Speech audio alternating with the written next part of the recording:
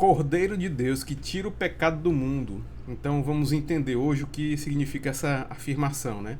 A gente vai para a missa, a gente fala, a gente declara isso, mas muitas vezes a gente perde um pouco da noção e do significado do que é que se trata esse Cordeiro de Deus que tira o pecado do mundo. Quem é esse Cordeiro de Deus que tira o pecado do mundo?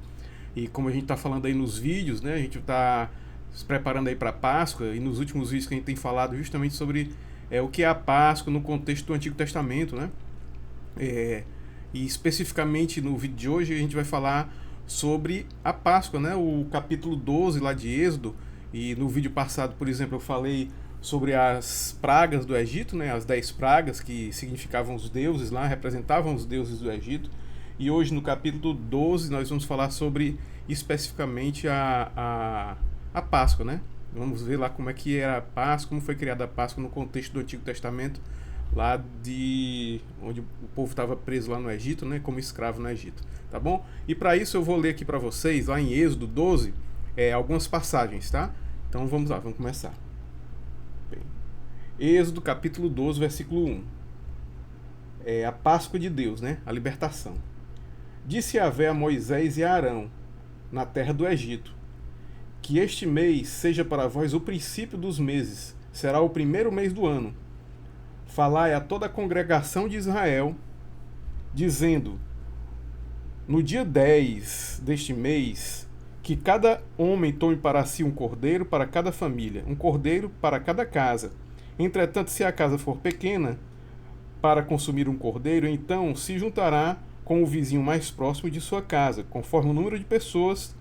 O cordeiro será escolhido na proporção do que cada um puder comer.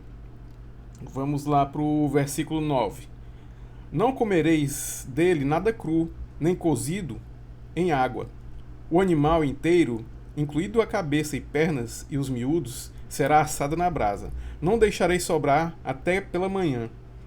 Caso isso aconteça, queimareis o que restar. Ao comer, estáis pronto para partir. Como eles estavam escravos e estavam tentando sair do Egito, né? Então, ao comer, né? A palavra diz aqui, né? No versículo 11: ao comer, estáis pronto para partir. Cinto atado, sandálias nos pés e cajado na mão. Comereis às pressas. É o passar de Yahvé, a Páscoa do Senhor. E eu quero ler o comentário também aqui do que é essa Páscoa do Senhor, né? Passar, Páscoa, Pechá, em hebraico, significa literalmente passagem sobre. Yahvé, o Senhor, passaria por cima das pessoas que tivessem abrigadas nas casas com a marca do sangue do Cordeiro, e assim não as destruiria. Este seria um juízo também aplicado a todos os deuses do Egito. Alguns já haviam sido condenados, e agora a obra se completaria. Nenhum ídolo ou idólatra escaparia.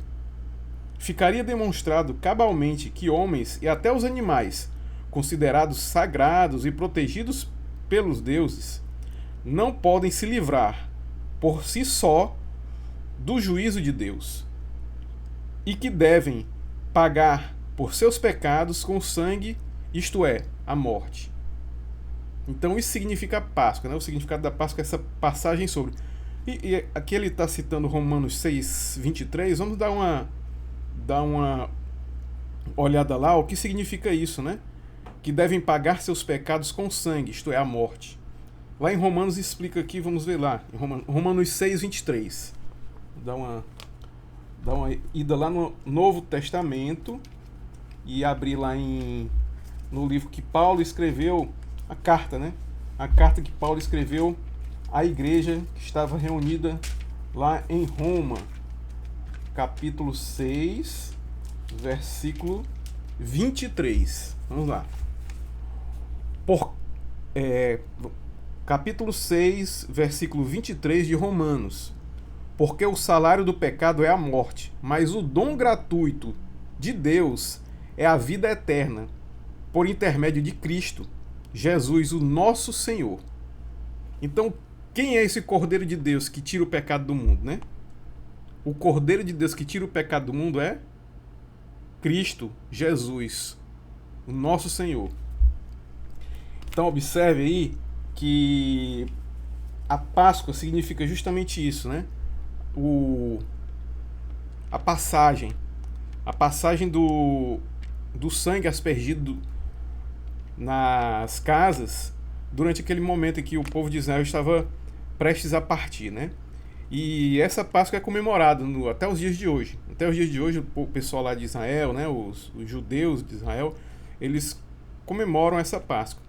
E isso é o contexto, né? Esse é o contexto que a gente vai prosseguir aqui para falar da Páscoa como esse evento que Jesus esteve presente nessa semana da Páscoa, né, que a gente está próximo de ver essa semana está se aproximando aí, e Jesus há 2000 anos atrás estava lá presente, né, nessa Páscoa, e esse é o contexto, né? O contexto do povo de Israel era a escravidão que eles estavam vivendo e a passagem do anjo do Senhor, né, que livrou o povo do Egito lá, e os primogênitos do Egito, todos eles foram mortos, mas quem passou a aspergir o sangue do cordeiro, né, na sua casa, nos umbrais da sua casa, ele foi protegido.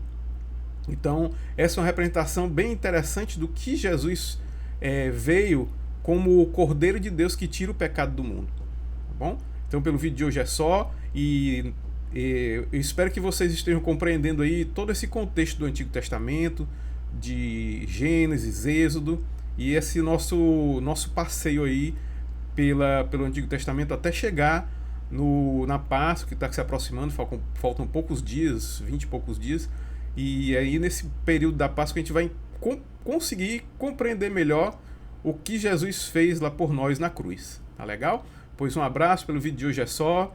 Não deixe de se inscrever, de dar o like, compartilhar, comentar. E é isso, um abraço e até mais, até o próximo vídeo.